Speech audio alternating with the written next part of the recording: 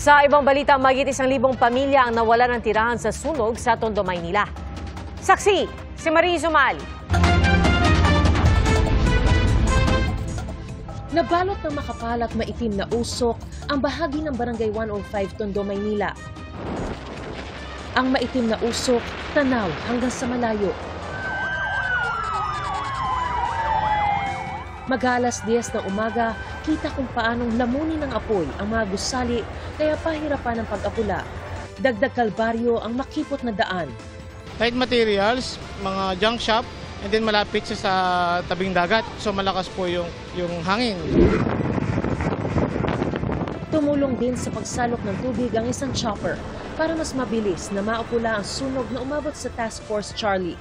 Ibig sabihin, nasa 35 fire truck ang kailangan rumisponde. Mag-6 na oras na po. Pero fire under control pa rin. Ibig sabihin, hindi pa rin tuluyang naapula ang apoy.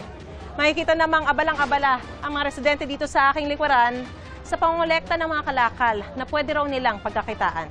Sa gitna ng pagsasalba ng mga residente ng kanilang mga gamit, bumuhos naman ang malakas na ulan. Narinig ko na may sumabog. Kaya tumakbo na kami palabas. Kaya siguro ng mga kalan nga nagsabugan sa likod namin. Kasama sa inilikas ang kanilang mga alaga. Lumabas na rin po kami, tapos sinano po namin yung mga alaga ko pong aso tsaka mga pusa. Ilang residente ang sugatan, gayon din ang 2 bombero. Matapaan ko yung yung inodoro, yung wasak. Oh, ayan o, biyak. Ayan o, lalim mo. Pasado alas 4 ng hapon nang magdeklara ng fire out. Sa barangay muna tumutuloy ang ilang nasunugan. Hindi pa alam ang sanhi ng sunog pero ayon sa investigador, Meron silang sinasabi na meron ng nananso. Kailangan niya ng apoy para malusaw yung plastic. Okay. Lalabas yung tanso, may bebenta yung tanso.